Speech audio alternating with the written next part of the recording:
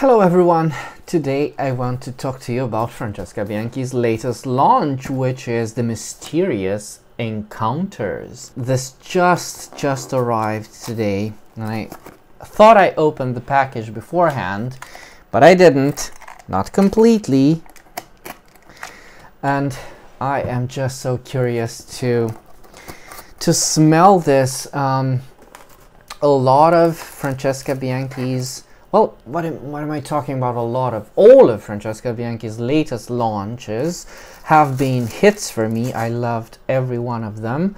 And this is the one that she announced I pre-ordered it, which is, I'm not even ashamed of. I mean, I'm just a stan. I stan Francesca Bianchi. Release of how many fragrances you want. I cannot wait to smell them. And these are the samples that came with my order. I got another one of Black Knight and another one of Luxe Convolupté, because I just love the Luxe Convolupté. I love it so much, and I think I'll have to repurchase it at some point because my bottle is nearly finished. And this is, I was saying that this fragrance was announced a little over maybe 2 weeks ago. Has it been 2 weeks? I don't know.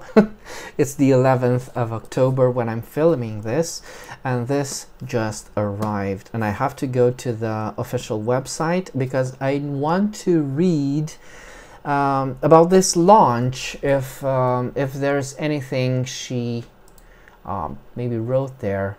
Maybe. East meets West. Discover the magic of oud and iris fusion. Now, the first thing that struck me, because I haven't smelled it, haven't even opened it, know nothing about it. I did look on the notes though, but the first thing I noticed on her Instagram when she announced it was the William Morris pattern that she used for the background of the fragrance, and I think this is so telling. This is Victorian textile pattern designer, and they are just so beautiful. And I did use this exact image, I mean, hopefully, or something very similar in the past when I talked about an amouage fragrance, which was Jubilation 25, and I feel that was very fitting. This pattern, this William Morris pattern, was very fitting for that fragrance. I am very curious as to how Francesca Bianchi, what is her thought process in thinking about a William Morris textile pattern, which is just so rich and vivid and almost like it's almost textured, right? Because it is a meeting between oud and iris, a meeting between east and west. This is, oh god, I am so curious about this. Couldn't possibly wait any longer. So I had to, just came home from work as usual, and this was waiting for me. And I had to film today. Couldn't postpone it any longer. So this is the usual box for the fragrances that it's so simple yet so elegant for her fragrances. You don't need to do much for a fragrance presentation, not really. Always less is more, I think. And her presentations are always just so nice. Now let's see, because today I had to, before filming this, I had to go take a shower and scrape off literally scrape off, because they are so powerful, Byzantine Amber, which was coincidentally my scent of the day. Oh my goodness, this is perfection. It is green iris. Oh god, that opening was just so good. This is right up my alley. This is very much, oh, this is going to be my new favorite iris scent. Because this, so Francesca Bianchi always uses iris or orris or violets in most of her fragrances. You cannot find a Francesca Bianchi fragrance without a bit of a hint of iris there, which is a reason why I love her work so much. But this is dedicated to iris. So this is, I mean, and it's about time. It's about time, right? I mean, where was this all this time? My goodness, this is so, the iris is so clear and it's so crisp. It's very papery, it's very woody. It's exactly what you would imagine. It's my favorite type of iris. It is the iris that you can find in Diorome. It is the iris you can find in Iris torréfiée. It is quite similar to Iris torréfiée at this point, although it's not that sweet, not yet, but the typical Francesca Bianchi amber is just waiting to just make its appearance. I feel it just right around the corner. It's there.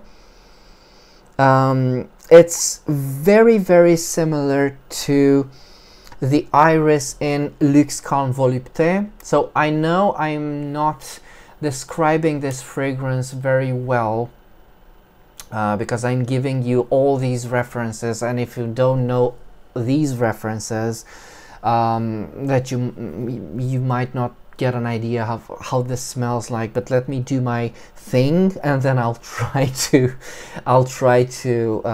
explain it better. So it is very similar to Luxe Convolupté, and I think it's just, oh, it is perfect. Oh my goodness, I'm gushing. It is now into the realm of Angel's Dust, which is very sweet, violet, powdery, very, very delicate, very... If lace were made out of wood, it just popped into my mind. It's like ornaments made from wood that have this lace flowery pattern. It's also so leathery. It's much more leathery than both Luxe Convolupté and Angel's Dust. So it's very much its own fragrance. It is the same iris that you can find in Shalimar Parfum Initial, and I think it's also quite close to that rendition of iris. It is just so beautiful. Now, where is the oud in this? And there are hints of oud, and I was afraid that the oud might be a bit more, it might overpower the iris, but rest assured it's not the case. It's, the oud is there. It's that familiar pungent bite of oud, a very very woody, not oody. It's very woody, but it's just there in the background. It's like, so imagine that the pattern, the textile pattern, if you will, by William Morris, the blue-green is the perfect color scheme for this fragrance, because it is blue-green. It is fresh, crisp, floral iris with a background of woody, bitter, bit of a fecal aspect that's, you know, typical to oud, which is thankfully not overpowering, and thankfully not very overt, because, you know, Francesca Bianchi can get a bit audacious, and I do admire her for that. Never change with her animalics. But this is just so clean and sartorial and elegant, and I have to spritz it on my hand. I like her. I decided in the end that I do like her sprayers. Francesca Bianchi sprayers tend to spray a bit more horizontally than unidirectionally, just like this. I don't know if you got that.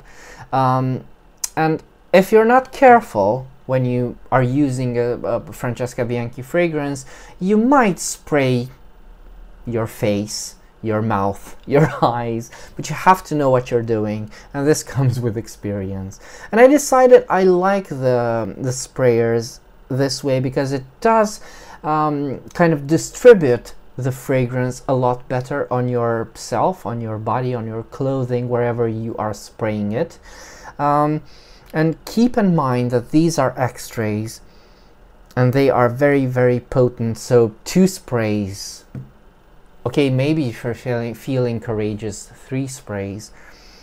And on the skin, it is outstanding. It is also citrusy. My goodness, this is so well done. It is very, very resinous on the skin. It has this propolis smell that you can also find here. It's not that sharp as in here. This is Byzantine amber. This was my scent of the day. I loved it. I just love it so much. I wore so much of it. Look at this dent. My goodness, what a scent. And it has, so there are many more things. This fragrance is very, very complex. It's like a tapestry of things.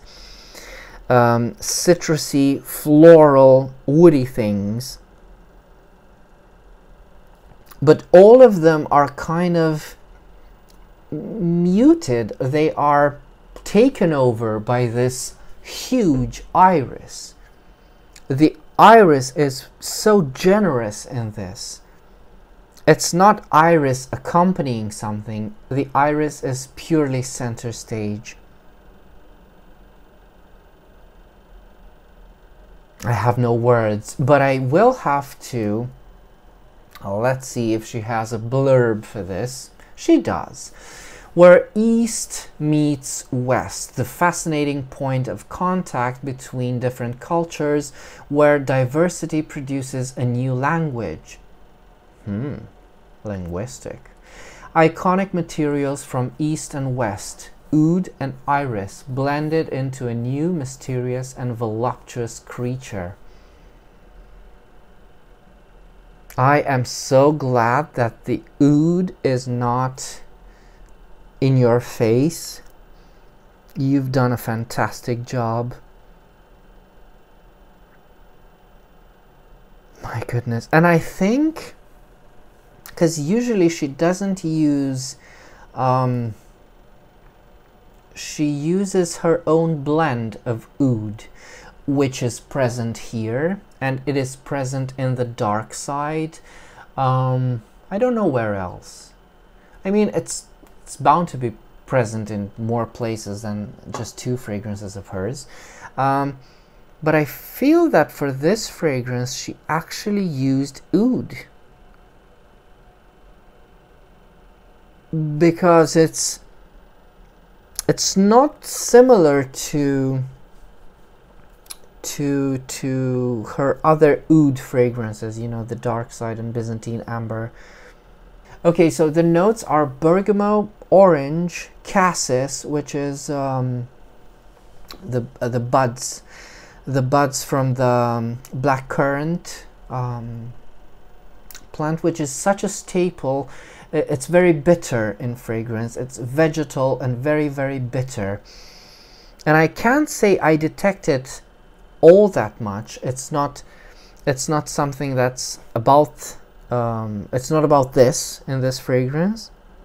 But there is a bitter side to this fragrance, so that must be, it must contribute to that. Lavender, coriander, again, yes, there is definitely, there is definitely a vegetal side to this. Iris butter, rose, angelica, which again, very vegetal. Can't say I detect much angelica, or at least not yet, because all of them, they do have a journey. Quite the journey. Cinnamon, and I think this is what kind of reminded me a bit of Byzantine amber. Ambergris, castoreum, oud, sandalwood, cedarwood, benzoin, and perobalsam. It is definitely very balsamic, and it is definitely very, very ambery, and it still reminds me of the sweet vanillic floral amber that she has in Luxe Calme Volupté, which is such a beautiful, such a beautiful green scent. A lot of galbanum in that fragrance. I have always been fascinated by contaminations from different cultures giving birth to new forms called syncretistic. It's definitely syncretic, right? Eclectic, to me a new deviant marvel. I remember my enchantment for the exotic and mysterious pseudo-Arabic scripts in the halos of some Renaissance painting, focused on a quintessential character of Christian culture and yet contaminated by a reference to the Arabic culture, or the incredible syncretistic forms such as Greek or Roman temples, that's true, transformed into Christian churches, or the Indo-Islamic architecture merging two cultures in a new language. But she already did this. She already did this in Byzantine amber. This Byzantine amber is the perfect example of this sort of encounter between East and West. She already did this, but it is, I guess, this is where the idea maybe started, maybe, and this beautiful meeting between I mean, he couldn't, because, you know, I have to say this, there is no such thing as the Western culture or the Eastern culture. This is just, it's just linguistic artifacts that we use. It's terribly Eurocentric of us to think things this way. There is no such thing as Western or Eastern civilization. But there are, as she mentions, there are eclectic elements, especially in architecture and in art in general, that are just so beautiful to look at. And I feel that, back to the William Morris textile pattern, I feel it is also valid for that type of thing, because it was, you know, the end, sort of the end of the industrial era, where a lot of textile patterns were borrowed, you know, imported, although that's not the right term, from India, and inspired. I think it's a lot better. So yes, you get these encounters, these meetings between this clash between two different cultures all the time, and it is a bit, you know, it's a bit silly if you ask me, but I feel that it's sort of fitting, you know, having oud as the representative of this imagined, you know, Eastern culture, although there is no such thing, and iris as the staple of Western, again, type of doing perfumery, because we are talking about perfumery and nothing else. Basically, it's stereotypical thinking, but it is sometimes, you know, useful, and it is, I think, fitting to a certain degree. But it is stereotypical to think that most fragrances from most Oriental fragrances are centered on oud, while most Western, French, whatever you want to call them, fragrances are centered on iris, which is, you know, it's not true because they are stereotypes, but I think it sort of works, and the fragrance is definitely just, it is to die for. I love it already. And the way it is now is the fragrance kind of grows and it became more buttery. And as a coincidence, the stage that it's in right now, it reminds me of the iris from Millésime iris, which is, oh god, I'm not going to rehash all that here, but the iris in Millésime, Shalimar Millésime Iris, it is creamy, buttery, very sultry, right? It is becoming less and less floral, less and less woody and papery, and more into this sort of caressing, soft, ambery scent, which is, you know, we were all expecting this, and it is an amber scent in the end. But it is so, so beautiful. Oh, hello. There are some... Oh, I can detect the